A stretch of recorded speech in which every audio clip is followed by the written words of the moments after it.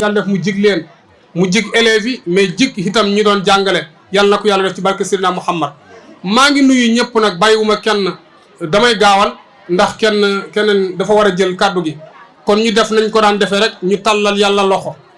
gannaaw bi mu nuyoo ñëpp na ñëpp tàllal yàlla loxo ñu ñaan ko comme nañ ko daan ñaane rek incha allahu taala bu ko defee bu déwénee yàlla ma ñu lu gën a kowe wala lu toll lii na kenn ku nekk jàng fatiha falaxe ak naas salaatu ala nabi ñu jaamoo ko yàlla subhanahu wa taala ñaan suñu aaje zahirat ak ci baatin yàlla ñu yàlla defal jàmm defal ñu sutura ci barke Seydina Muhammad maa ngi nuyu ñëpp maa ngi gërëm ñëpp maa ngi sant ñëpp incha allah bismillah. Beaucoup. Monsieur le maire de la commune de Déaly, monsieur le chef de village de Déaly, monsieur le directeur de l'école Maniang Sala Niang de Déaly, mesdames, messieurs les enseignants, messieurs les parrains de la journée, mesdames les présidentes de l'APE et du CGE de l'école Maniang Sala Niang de Déaly, chers parents, chers élèves, honorables invités à vos rangs et grades, mesdames et messieurs, c'est avec un profond sentiment d'honneur et de responsabilité que je prends la parole devant cette auguste assemblée ici présente dans ce mystique temple du savoir que je veux nommer l'école Maniang Sala Niang. Un lieu où se forgent les esprits de demain.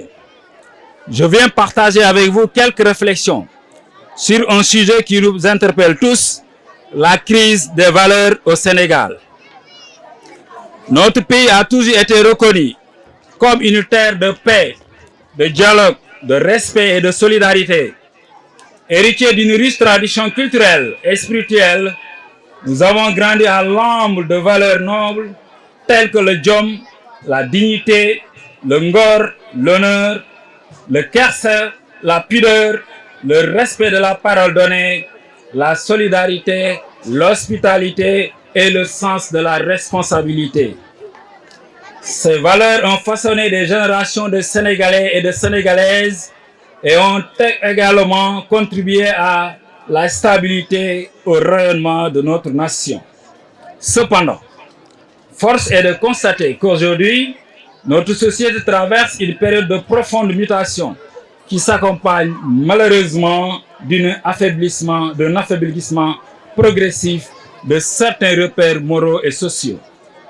Mesdames et messieurs, l'une des manifestations les plus visibles de cette crise est sans doute la perte de crédibilité de la parole donnée. Autrefois, un engagement pris devant témoins suffisait à établir une relation de confiance durable. La parole était sacrée. Aujourd'hui, il n'est pas rare de voir des promesses faites puis abandonnées, des engagements pris puis reniés sans le moindre remords. Or, une société où la parole perd sa valeur devient une société où la confiance s'effrite. À cela, j'ajoute le phénomène préoccupant de la trahison et du manque de loyauté qui s'observe parfois dans les relations sociales, professionnelles et même politiques. Trop souvent, l'intérêt personnel prend le dessus sur l'intérêt collectif. Les alliances se font et se défont au gré des circonstances, au détriment de la cohésion, de la fidélité et de la confiance mutuelle. Donc Ahmed, ci école bii la jàngee surtout classe bii bi nga ko gisee ba léegi da cee teg bëtam dans la classe bii du ma ko mës a fàtte parce que fi laa defee lépp après dana ci ñëw te boo ko waxee ba léegi bàyyi classe bi du classe régulière classe APLE amul les dimensions requises mais néanmoins moom def na ko classe am parce que ay souvenirs la ci am yu bari dana ci ñëwaat après de 85 à 90 la fi jógee mu dem 6e ñu orienté ko au CM de Daara foofu amee BFM en 95 4 ans plus tard mu am son bac à Mbacké au lycée de Mbacké ñu orienté ko à l'ICAD faculté de lettres et sciences au département de la philosophie. Donc Ahmed bi mu amee son bac en 2000 au lycée de Mbacké ñu orienté ko à l'UCAD faculté des lettres département philosophie waaye borom jëm la mu ne ah man kat njàng mii te ku ne xam ne université moom li ñuy wax mbaxalum xeer la mën ngaa sóor mais doo xam kañ ngay baaral mu ne ah naa dem defi concours yàlla def mu def concours au niveau le concours des firmes d'État au niveau des centres régionaux de Tambacounda mu jàll ko dem defi formation bi mu ci jógee mu am son diplôme d'État en 2005 daal naa dem Touba bi mu demee Touba au poste de Kër Niang fekk magam ji di monsieur Fall suñu bare daaw bi mu encadré ko te ku ne xam ne ni monsieur Fall macha allah tàcc la loolu waay waxoon na ko fi daaw génn góor na nekkoon ci Saloum yow yaa yàlla Fall ndax demoon na ba ñàkk yaakaar ci boppam ba yaakaar ci boppam sàmba téye ko internet ba góor gi dem ñibbeeg boppam daal na ko yow mi yaaya yàlla Fall du ma fàttaloo ba léegi donc sëñ Fall encadré ko ba mu fa jógee nag ci lañ ko jox responsabilité entière c'est-à-dire nag yow sëñ bi mokkal nga léegi dama bari sa daara mu da yóbbu ko Dooji de 2007 à 2014 mu nekk fa infirmier chef de poste Dooji kon xam fa mu nekk sori na ba mu fa jógee en 2014 ba léegi jamono ñu nekk rek yóbbu ko ICP à l'Institut islamique de Koki. J'espère que waa Koki ànd nañ ak moom donc depuis lors nag monsieur Sy mi foofu comme ni ñu ko waxee un homme de dimension sociale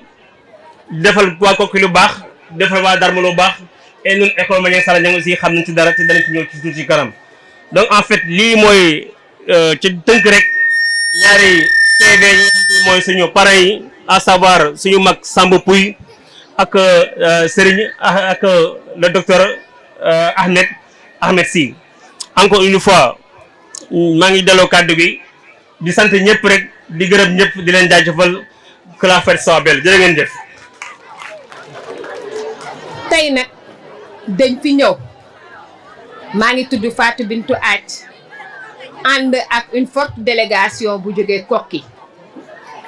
waaye lu yëngu lu ne lu ko yëngal moo ko ëpp doole ñun nag li ñu yëngal moom mooy Mouhamed Sy l'homme qui est infatigable moom mooy góor gi nga xamante ne moo social loolu bis bii wane na ko man de may sage-femme am ñu nekk nag ay at yu bari koo dëkkal nag am nga loo mën a wax ci moom waaye bi mu ñëwee ne ma man kat sama dëkk dañ ma parrainé ma ne doyen loolu de mën naa ne ndax li tax mu mën a ne mooy li ma gis ngay def fii ci gox bi ñu nekk ndax élève si gannaaw noppi leen ngir yàlla dama toog sama bureau téléphone sonné ma jël ñu ne salaamaaleykum ma ne maaleykum salaam ñu ne man de dañ ma joxoon sa numéro ma ne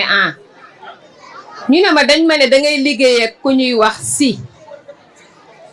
man de maa nga dëkk ba Dakar waaye dama dégg ay jalooreem te comme yow lañ ma jox sa numéro ma bëggoon koo seet si ma bëggoon nga tegtal ma fan laay ñëw ma taxaw suma paye sëpp gis koo xamante ne daf ne ma abal ma baraada ma ne ko foo jógee mu ne ma maa nga jóge ba Ranérou ma gestu gis ku jóge ba Linguère gis ku jóge Buudi Saaxo su ma ko doon lim tey du jeex ma ne leen lu ngeen di wut ñu ne Sy ndax moom mooy ki nga xamante ne ku mu waxtaanal nga wér ku mu faj nga am yaakaar ba wooyuwaat keneen ma ne kii mooy l'homme social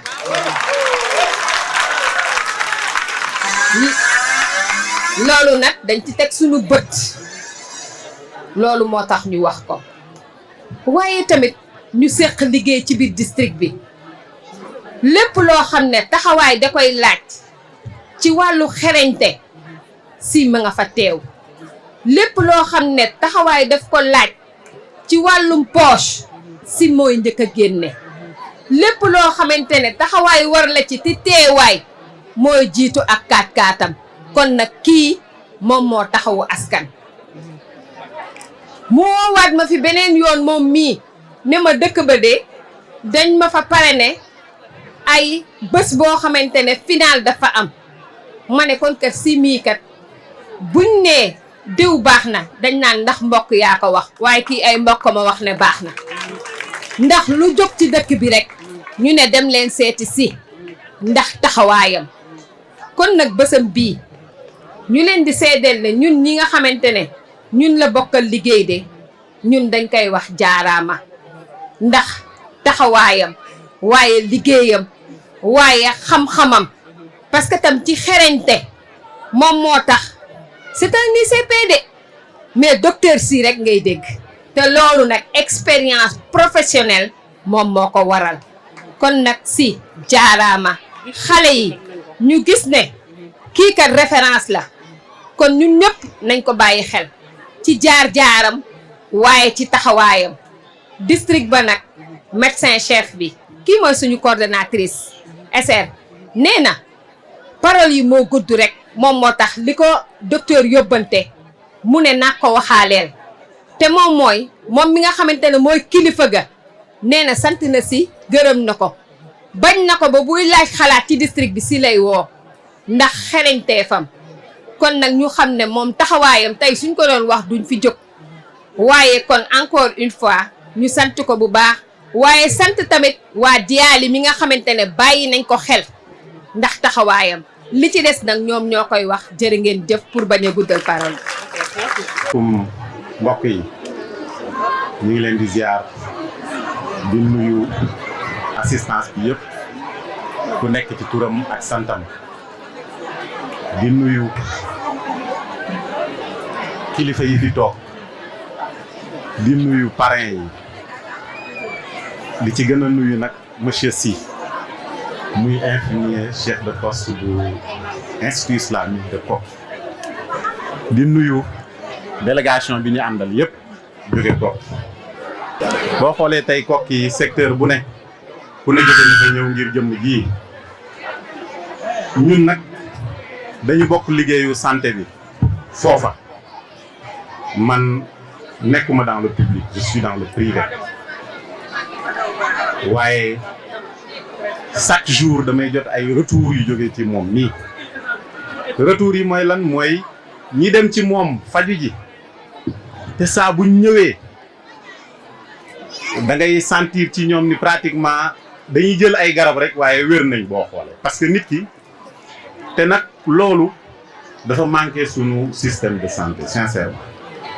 tey jii hôpital yi boo demee li ñëpp di jàmbat moom mooy réception bi waaye foofa ci moom de wax dëgg yàlla loolu moom amu fa ba bërki démb rek am na ci ko nga xam ni dafa gaañu woon ci tànk am na fu mu demoon foofa faju ji mu xaw a am lu des jëluñu ko en charge lool li jëkkëram xalaat ku jigéen la woon li jëkkëram xalaat ba yóbbu ko ca moom mii yaakaar moo tax ba mu ko yóbboo ci moom ñu defal ko soins yi ci war yëpp démb ba mu ñëwee am garab gu mu doon wutaat li ma wax moom mooy wax dëgg yàlla na ngeen ma ñaanal si parce que fa ma njëkkoon a dem kenn toppatoo wu waaye ba ma demee ci moom wér laa fa jële loolu nag tey firnde ko nekk fii mu dëkk tey muy Dialy kenn desul tey jii këram boo demee ma nga fees del ñun ñi jóge Koki it man duma jóg ci ay yëfi caaxaan ku ma xam ni duma jóg ci yëfi caaxaan amoon na keneen bu fekkoon keneen moo aye woon tey ma war maa jëlee Koki ba Dialy du ma ñëw waaye moom mii jaral na ma ko parce que li mu wane la ak li mu taxawee mooy sérieux dans le travail social bëgg liggéeyam engagement lépp lu baax loo nga xam ni war nañ koo mën a jox nit ci lu baax taxawaay bu baax te ba mu nekkee Koki ba léegi kenn mus koo déggee ci lu ñaaw kenn mus koo dégg ci lu ñaaw kon nag jeunesse bi ak élèves yi fi ne dañ leen war a mën a soññ ci taxawaay boobu comme ni ko directeur waxee on ne choisit pas les gens par l'aspect financier mais surtout par l'éducation, par la représentation de la personne dans la société, dans le bon sens bien sûr. te moom mi taxawee na ko kon nag ñu leen di gërëm di leen sant di ko gën a encourager nag ci lancement avancement boobu mooy yoon woowu mu aw ñu ko ciy gën a encourager parce que nit ki bu nekkee ci lu baax da nga ko war a gën a mën a ñaax gën koo dolli mu gën a jëm ca kanam ñu leen di gërëm di leen sant asalaamaaleykum wa rahmatullah rahmatullahi taala wa barakaatoo aleykum salaam wa rahmatullah askanu Dayaly ak li ko wër nuyu nañ leen ziar leen balu leen ak baal leen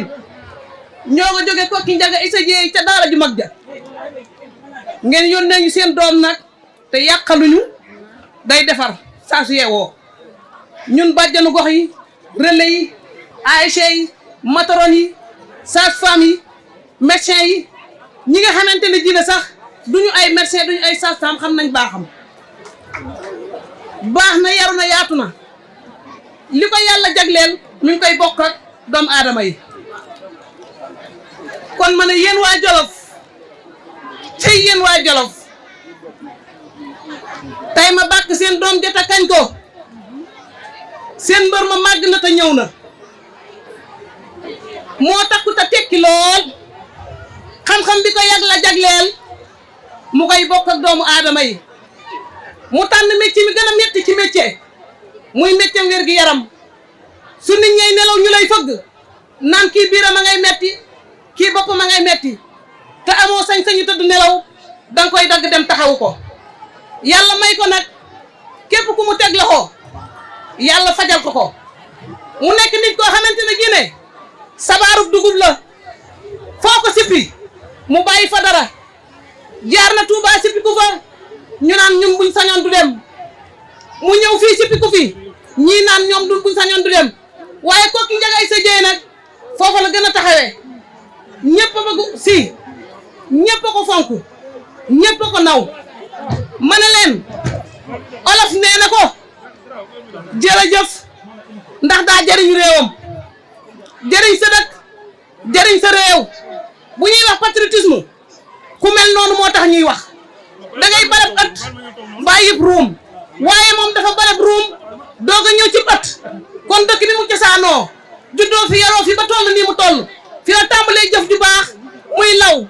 law tan ga nag daa laal ba ñëw Koki Njaga Issa Dieye mu jëf fa ay jaloore yu jéggi dayo kon gàcce nga laama si jokkanjal si jërëjëf si merci si di rafetlu bis bi di xamal nag organisateurs yi soo ko dañuy cité rek délégation bi je fais partie de la délégation de Ahmed et je vais m'expliquer école bi sama école la man fi laa léppee lu fi xew damay ñëw bu du woon Ahmed sax damay ñëw mais Ahmed dafa am fu ñu jaar boo xam ne il faut ma nettali leen ko Ahmed ci jargon médecine je suis son maître oui je fais partie de ses maîtres mais je suis fier d'avoir un élève un étudiant comme Ahmed et je vais vous l'expliquer Ahmed dama nekk chef de poste à Kër Niang dafa xëy ñëw rek dama bëgg a def stage j'ai terminé ma formation j'ai mon diplôme mais fu ma nekk gum ba am lu ma liggéey man amul problème booba tamit sant naa yàlla moom xam na ci dara et les étudiants yu bari nekk au Sénégal Kër Niang référence nekk defoon ñëpp foogoon def stage dama daa joti élève ba du ma xam du ma leen def loolu dama koy sant yàlla mais Ahmed parmi ñi ma jotoon ñëpp ay jàmbaar mais il fait l'exception nekk ak man nekkin bu rafet ci moom laa jëlee congé keroog ba mu ñëwee jël service moom liggéey moom pendant 2 mois laa nag sa waay dem naa poste Bangok j'ai pris un congé de 3 mois parce que Ahmed 2006 la fa ñëw te man 86 laa génn kon génn naa 20 ans moom muy soog a génn bii ñëw nag poste Bangok dem naa Dakar tëdd fa 2 mois loolu doo ko def ku la doyut poste boo xam ne poste de référence de àdduna bépp di fa ñëw et un jeune étudiant qui vient de sortir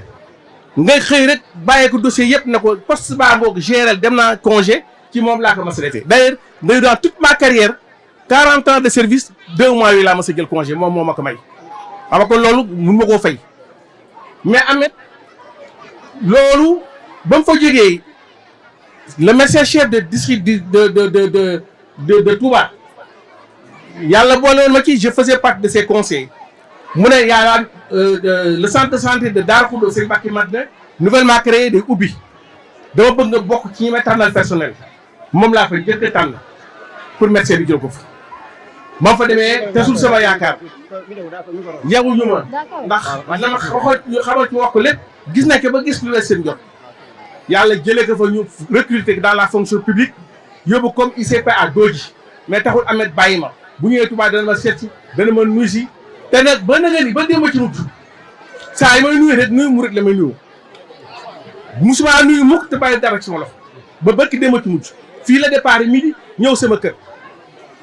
ne ma école bi dañ ma ko tuddee ma ne ko non woo dañ ma tuddee benn classe ma réflexionné woon ko léegi dañ ma parrainé bi dañ ma boole ci parrainage ma ne ko gis naa ko ci groupe bi te moom njëkk naa woo téléphone wax ma ko ne ma danaa ñëw ba sa kër ma ne ko non jaru ko dégg naa mais kokki la départ ñëw ba sama kër ngir wax ma lool daaw bi mu dem Makka kokki la taale oto ñëw ba Touba tàggu si ma loolu du ak yëg kii mënu ma koo fay mais loolu lépp kii mais même bu ko defoon sax je suis fier de lui man Touba laa dëkk Touba y a des hôpitaux de niveau 3 hôpitaux niveau 2 y a 5 centres de santé il y a plus de 30 postes de santé mais jusqu'à présent il y a des malades qui quittent Touba pour aller le voir à Koki bëkk dem koo xam ne sama yaay la moom sama yaay ñoo bokk benn maam dëkk Njaañ waaw parce que pratiquement sama côté matin tous mes parents sont de Njaañ dafa toog waaye bu ne xanaa ma jox la sama sëriñ bi mu woo ko mun ma na sa yaay soxna dama ñëwoon ci Ahmed ma ne sama xol sedd ñëw nga ci sama ku baax Ahmed ma ne kooku sama yaay la ni ma sama yaay jure Arab Sall moom noonu la ma jure te kooku Njaañ la jóge donc mënuñu koo lim Ahmed vraiment il fait la fierté en tout cas ku ko xam rek def na sa fierté man de je suis très fier que ma jëflanteeg moom rek li ma yaakaar ci moom lépp ko lu bari lu mu gisoon ci man ko dem na ba man sax mu raw ma ci loolu kenn ku ne fier kenn ku ne boo sañoon sa élève moo lay raw ëllëg loolu ñoo ngi koy ñaanal yàlla na ko yàlla wéral yàlla na ko yàlla dolli kattan. dem naa ba kokki seeti ko ba ma demee ànd ak moom ba ci sëriñ bi ma toog ak sëñ bi ma wax ko li nekk ci moom gën ko koo dégg sëriñ bi ne ma loolu dégg waaye li nga wax sax gis nañ lu raw loolu ci moom sama xol gën a sedd. keroog ba mu jógee Dodji di dem kokki xam nga lépp hasard la booba je le rappelle la région de Diourbel de Louga avait fait une grève depuis de presque 2 ans ICP yëpp grève day gudd mënoon maa expliquer raison yi ñu xëy nag ñoom ñëpp ñu affecté ñëpp moom ci la jóge Dodji ñëw kokki ma dafa santal yàlla foofu nga ñëw ñëpp fi nga ñëw daara ji nga xam ne ci leen tàggati xale yi jàng alxuraan ci dëkk bi nga toog di leen faj loolu kenn lu ko gën a barkeel amul fenn na nga sant yàlla sant say waajur xam ne loolu c'est pas hasard yàlla boo la fi liggéey Ahmed jërëjëf ñoo ngi lay sant ñoo ngi lay gërëm ñoo ngi lay ñaanal ñoo ngi lay dolli xéewal yi yokku xam-xam bi gën a bari te gën a barkeel wasalaamaaleykum wa rahmatulah jërëjëf ngeen baal ñu wax jamono ji nga xamee ci lañu toll ndax jàng mooy tax a xam te ku xamul bëgg a tar yaakaar naa ne di nga juum kon ñu war a góorgóorlu ci baax te bés bi bokk na ci bés yi nga xamee ni dafay tax di suqali jàng ak jàngal ci biir commune bi école nag comme niñ ko waxee école du école enseignant yi kese du école élèves yi kese mais école communauté bi la suñu waxee communauté bi nag képp ku nga xam ne ki yaa ngi yeewoo ci biir commune bu Déaly rek am nga ci làcc woo xam ne wii war nga ko cee bay kon képp ku nga xam ne kii rek yaa nga ciy dugal sa loxo commune gis na la ba tax na mi ngi lay sargal mi ngi lay tatagal di la encourager te di la féliciter te xam ne lépp loo xam ne rek doomu aadama def na ko ci biir école ci jàng ak jàngale commune lañ ko defal ba tax na maire xam na loolu ndax jàng ak jàngale dafa bokk ci compétence transférée état dafa am central mais mu am aussi démembrement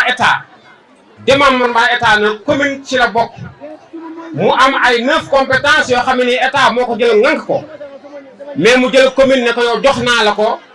nga deme ko doxalal nga deme ko wéyal ci biir commune bi te ci biir 9 domaines de compétence yooyu nga xam ne bi état moo ko jël jox ko commune jàng ak jàngale doon bokk na ca kon képp ku nga xam ne kii rek yaa ngi investir ci jàng ak jàngale monsieur le maire Amadou Assane Sow nee na moom nga ko defal te gis na ñëpp nag ba tax na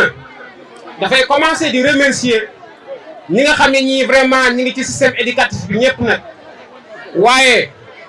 dañ ne ku wal mburu te du dëkk tey mu am ay doomu dëkk bi ñaar ñoo xam ne ñii ñoom lañ jaglele bés bi kenn kii di monsieur Samba Pouy di papa ci ñun ak keneen kii di aussi di l'ICP Amelsi di rakk également ci ñun ñu jaglele leen bés bi ñoom ñi ñaari parents yi nga xam ne leen tuddee bés bii ñu ñëw nag comme ni ñu ko waxee ak kenn ku ci nekk une forte délégation ñëw teew ci bés bi vraiment jëmbal ko ak ñi nga xam ne ñoom lañu àndal ñëpp nag muy lu am solo te nañ ko waxee woon ni ko Diagne waxee bu ñuy parrainé nit du alal damay joxe moo tax ñu di ko jox parrainé waaye la tax ñu di ko parrainé moom mooy valeur yi muy incarné li nga xam ne lii moom moo nekk ci ñoom parce que boo toogee ba am doom di ko tudde nit dafa am ay jikko yoo naw ci moom dafa am itam loo xam ci moom ba naw ko ba tax nga jël si doom di ko tudde kon bu jàng ak jàngale aussi tey jii jóg di tuddee bis bii ay nit dafa am loo xam ne ko naw ci ñoom ñu commencé ko ci monsieur Samba Pouy mu def ci dëkk bi loo xam ne am na solo te ñi nga xam ne ñi ñoom ñoo jël parole témoigné ko seede li nga xam ne lii moom la def duma ci dellu si lu bëri la muy lu am solo kon da dekk na lu rëy rëy Ahmed si la même chose ñi nga xam ne ñi aussi ñoo jël parole vraiment ànd ak moom témoigné aussi wax nañ ci moom ay valeur ak ay qualité yoo xam ne def nañ ko loo xam ne am solo damay dégg nag mag di wax am na lu muy wax dañ ne fa nga diree ngemb boo fa diree dara mu saf-saf yéen nag li ma ko may kon waxee fi ngeen watee ngemb vraiment da ngeen fi dellu siwaat diree fi seen dara kon nekk na loo xam ne lu am solo la. Monsieur le préfet du département de Linguère, Monsieur le sous-préfet de l'arrondissement de Sagata, Monsieur le maire de la commune de Déali, Monsieur le directeur de l'école élémentaire de Maniang Salagnan de Déali, honorables notables, chefs de village et guides religieux, chers enseignants, chers membres du comité de gestion de l'école, l'APE, chers parents, chères populations de Déali,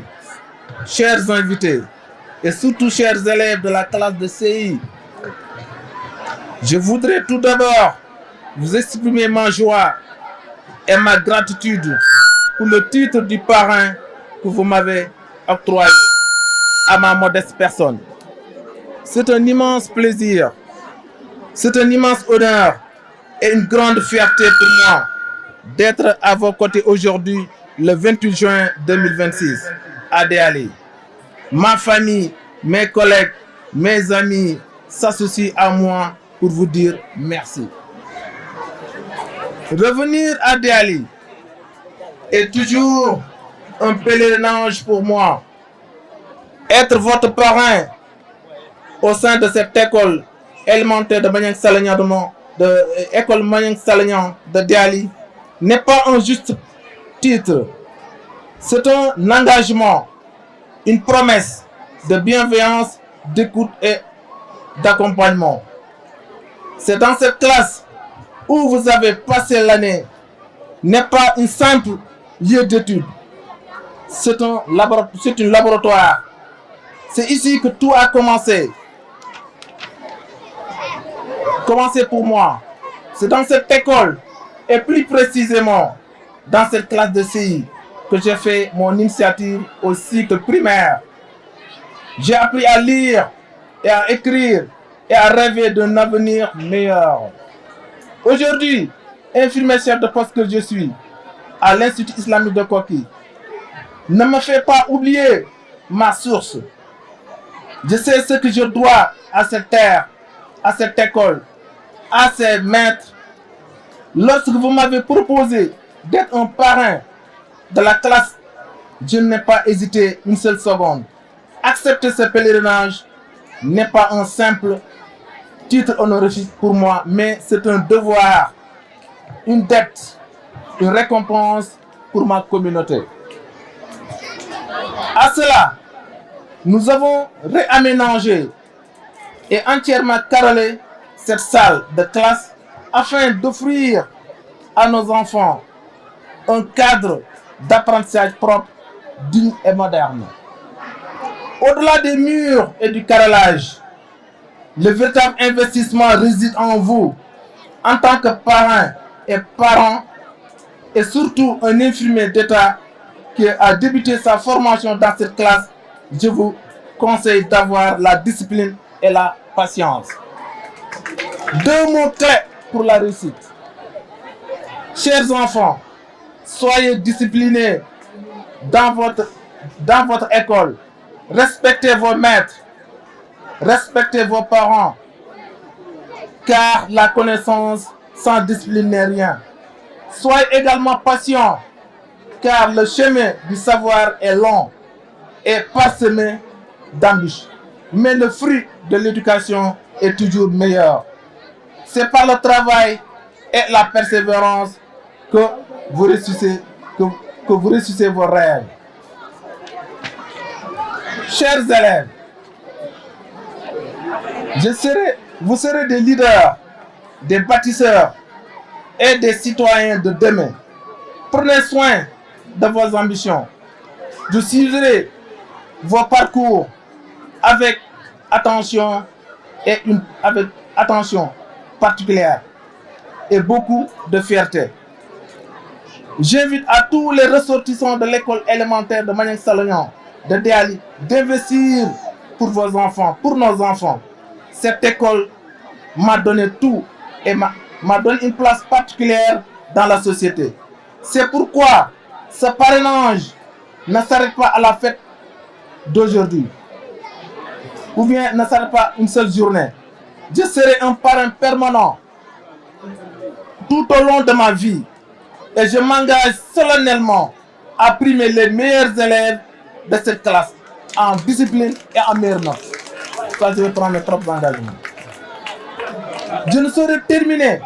sans pour autant remercier les médecins-chefs de district de Koki, Dr Ndiaye, ainsi que Dr Ndiaye, le docteur pharmacien de Koki,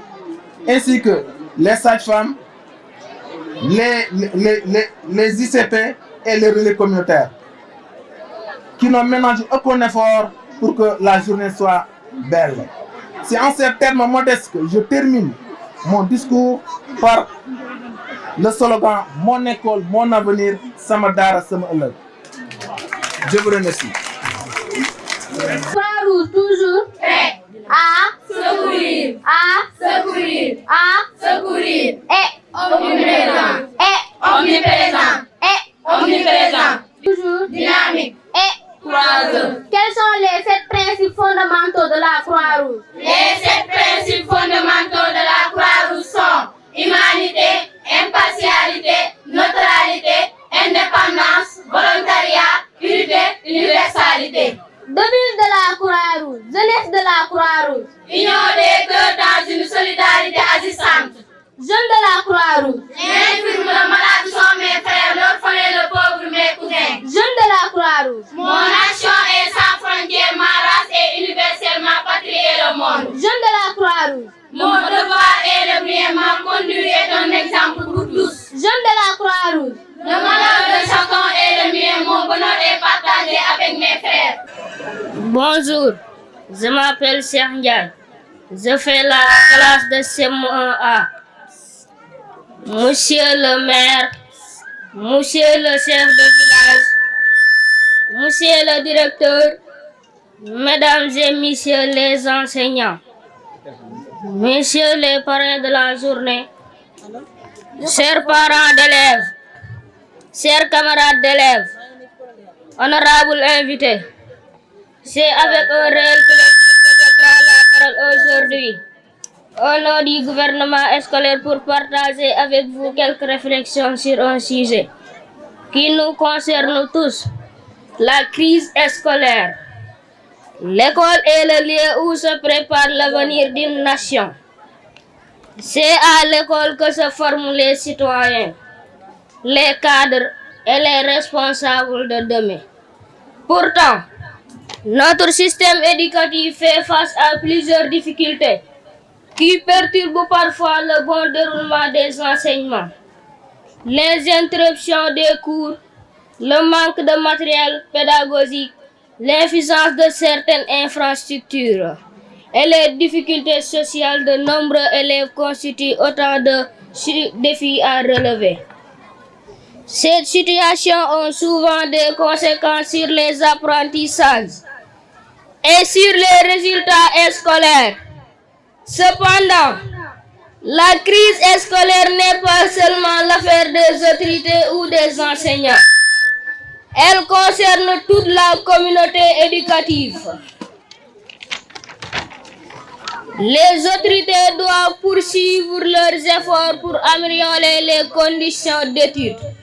Les enseignants doivent continuer à accomplir leur noble mission avec engagement. Les parents doivent accompagner davantage leurs enfants dans leur parcours scolaire. Quant à nous, élèves, nous devons comprendre que la réussite commence par la discipline, le respect, le travail et le sens des responsabilités. Nous avons le devoir de préserver un climat de paix et de sérénité dans notre établissement. Mesdames et messieurs, malgré les difficultés, nous gardons espoir. Nous croyons que par le dialogue, la concertation et l'engagement de chacun, il est possible de construire une école plus performante et plus stable. Au nom du gouvernement scolaire, je réaffirme notre engagement à promouvoir les valeurs de citoyenneté, de discipline et d'excellence au sein de notre établissement. Je terminerai par cette pensée. Une école forte construit une nation forte. Préserver notre école, c'est préserver notre avenir. Félicitations à nos élèves de CM2 qui ont réussi avec brio au CFE, avec 100%. Mention spéciale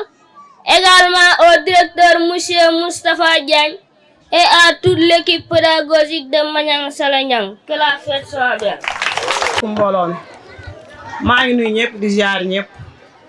di tubb bu baax a baax di jéggul si kàddu yi nga xam ne dab na ma fii tam bett ma lool. bu loolu passé may nuyu sama kilifa yi ma fekk di jël nuyoo kilifa yëpp di ko teg si loxo imaam mu jàllaleel ma ko si kilifa yu góor yëpp.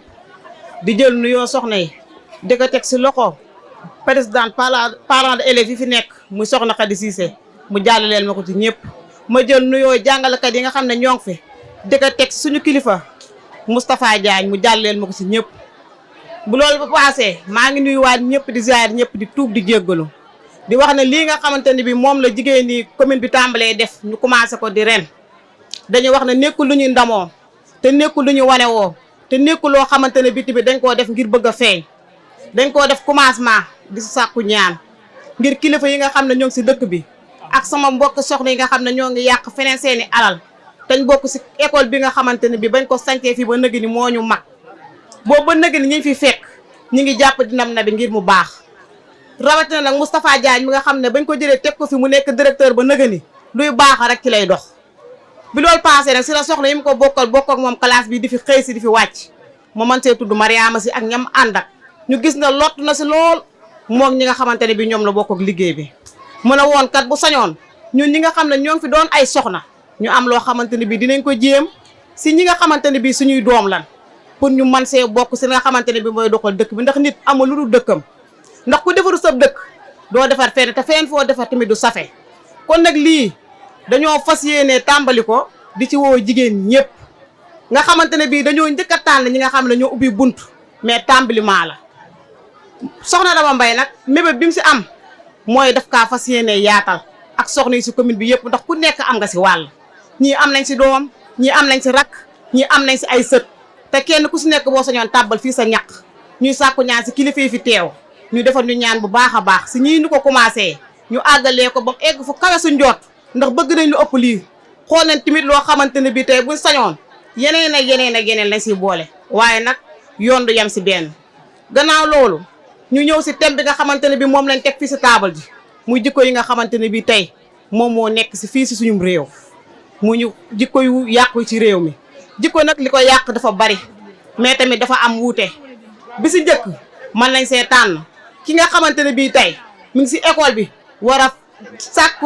doomu jàmbur bi nga xamante ne bii ñoo ngi koy yut mu def si moom xam-xam kooku jikkoom rek la xale bi war a xool si ginnaaw loolu nag pour ñu mën see jàpp mu baax ndax ki dem ba jàng ba taxaw di jàngale boo sañoon da ngay defar ba ni ñuy déggee nga taxaw di jàngale nga dégg ku jaar sa loxo mu am fu ñu koy dégg ndax Moustapha Diagne dafa wax lu am solo ñi mu tudd seeni jaar-jaar bu sañoon ñoom ñuy jàngal fekk ku ne sab élève mu taxaw fii di wax wala mu taxaw fii jëf lu réew ñu xam ne si loxo diw la jaar yal na leen ko yàlla may ndax wax dëgg yàlla jàngalekat yi nekk fii macha allah jàpp nañ si xale yi jàppale nañ leen yërëm nañ leen te ba pare tamit bàyyiwuñ leen si fenn buñ nekkee si mbedd ñoo ngi wax ñu nekk si téléphone yi ñoo ngi wax si biir loolu nag nañ leen jàppalee si téléphone yi nga xam ne moo ngi si kër gi comme ni ko soxna Khady Cissé waxee ndax tey mën naa ne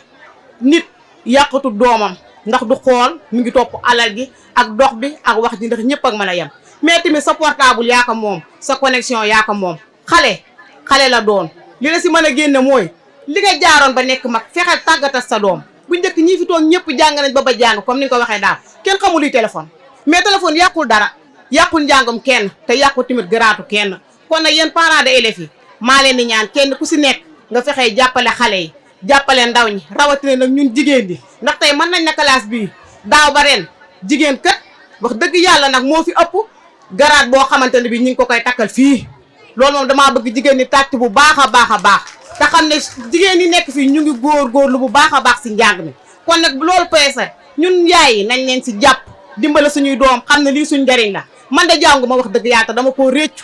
waaye nag su ma sañoon tey lu ma moom wala lu ma yilif mu taxaw fii tey am garaat yii sama papa dàmbalee am ak tonton Pouy ak monsieur Sy yal na leen ko yàlla defal ko mboolem jabootu ko fi nekk nañ dimbale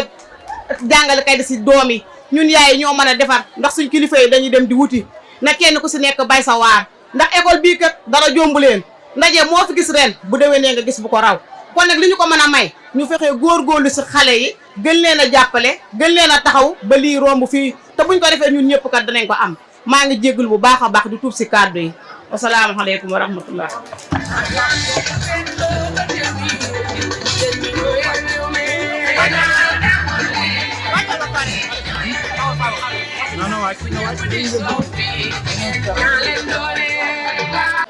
Monsieur le chef de village de Deyali, monsieur le responsable de la zone pédagogique de Deyali, chers collègues enseignants, chers élèves, honorables invités, population de Deyali. Permettez-moi tout d'abord de vous exprimer mes sentiments de joie et de satisfaction en ce jour solennel, marquant la fin d'une année scolaire riche en émotions, en apprentissage et en expériences humaines. Placée sous le thème « Crise des valeurs », cette journée, en plus de célébrer l'excellence, l'effort, le mérite, est un moment de partage et de communion avec toute la communauté éducative de Deyali. L'éducation occupe une place capitale dans la société. Elle est fondamentale pour le développement et le bien-être d'une société. L'éducation ne se limite pas à l'acquisition des connaissances académiques, mais englobe également l'apprentissage de compétences vitales. Elle favorise la compréhension, le respect mutuel, la cohésion sociale et de surcroît, réduit ainsi les préjugés et les discriminations. Comme le disait Joseph Kizerbo dans Éduquer ou périr, l'éducation est le logiciel de l'ordinateur central qui programme l'avenir des sociétés. Dans un monde en proie à des idéologies obscures où l'indifférence frise, l'intolérance divise de plus en plus, dans un monde marqué par l'éclatement des mécanismes de socialisation, où l'intérêt humain est sacrifié sur l'autel des intérêts capitalistes, seule l'éducation pourra nous sortir de cette cécité intellectuelle. Je profite de cette occasion pour remercier toute la communauté éducative de Déaly. Monsieur le maire, le responsable de la zone, M. Moustapha Diagne, le président de l'UCZE, M. Bakar Thiaw, les présidents, les parents d'élèves pour leur collaboration et leur contribution sans faille pour l'école. Au grand merci au Codec de Déaly pour la parfaite collaboration et leur engagement pour un système éducatif performant au sein de la commune. Je ne saurais terminer sans rendre un vibrant hommage à nos vaillants maîtres de CM2 qui ont eu d'excellents résultats au CFE. Je vous témoigne toute ma gratitude tout en vous souhaitant le meilleur. Chers élèves, le chemin est encore long, mais armez-vous de courage et d'abnégation car la persévérance est le socle de la réussite. bi monsieur Niang demee sampuy am école enseignement bi nekk jàngalekat ñu yóbbu ko Waoundé mi ngi Matam en 88 après 89 92 mu nekk ñu yóbbu ko Goumel mu nekk fa directeur après ñu indiwaat ko Matam mu nekk premier adjoint après ñu indiwaat ko Jaxeer en 93 94 après mu jógee Jaxeer mu dem Banjul yéen a ngi fàttaliku école yu Banjul yooyu nga xam ne Sénégal dañ fa doon jàngale ak jàng ñu yóbbu ko foofu par année boobu école bi tëj ñun di ko nag Saint-Louis ndek foofu la yàlla ubbee bunt yi en 94 biñ koy indee 94 mu nekk maître d'application maanaam di jàngal ñiy jàngale en 2000 ñu yóbbu ko inspection IA en 2005 mu nekk chargé des examens et des concours bi mu fa jógee en 2005 mu yore la comptabilité de l'IA jusqu'à nos jours xoolal 25 ans nga yore ko te du Saint-Louis rek de Saint-Louis ak Podor la boole moom la samp yore nga xam ne chaque jour mi ngi fi mooy fay mooy jënd banc mooy jënd ordinateur mooy jënd craie mooy jënd lépp moo ko yore. parce que cosaan la li ma leen di wax en 2007 bi ma amee bac ñu orienté ma à la faculté de médecine ma dugg yónnuwaat yëf yi ne 8 ans sori na de te maire ba café lay jaay te góor gi kër as bitik lay yoroon te daanu na ma ne walay bëgg naa jàng am ay diplôme waaye tey war na ma ndeke boobu Moussa sama papa toog na ak Baye Mourid Sène ne ko wax dëgg yàlla Mor de boo sañoon mu def ci concours yi amul kay ndax mu am lu ñu mën a fàggul tuuti rakka yi mën a jàng mu ne ko loolu da nga koy wax Aliou Pouy mu wax ko Aliou Pouy woo Samb Pouy ne ko noo mën a def ren Mor na faye ma toog université Samb Pouy woo ma ne man la Samb Pouy sa papa Samb Pouy xamoo ma nag waaye rakk laa ci Aliou Pouy waaye nag Aliou Pouy moo ma woo ne ma daal noo def naa fexe nga liggéey waaye ren moom du yomb ba déwén ngoon jot ma ànd ak Baba Niang nii ak Aliou Niang jóge pavillon M dem corniche di entraîner bu ma daan dem sax daaw ma yóbbu sama téléphone mais keroog comme damay ànd ak Baba ak Aliou te Aliou entraîné wut ma jox ko téléphone bi ma toog téléphone bi sonné ma ne Aliou mu ne c'est Ndar Fall inspecteur académie de Saint-Louis mu ne ma c'est toi Mor Ndiaye tu as déposé pour enseigner dispenser des cours de mathématiques et de sciences de la vie de la terre déposé wu ma kayit ma dëgër fii ne ko wéy bi ma fa jógee ma dem jënd crédit 1000 francs Orange woo Père Samba ne ko man danga maa waxoon ne ma ba déwén yaa ma woo mu ne ma woo dama la koo fàttee wax nee naa ko dugal na la ñuy wax ma ko lan vendredi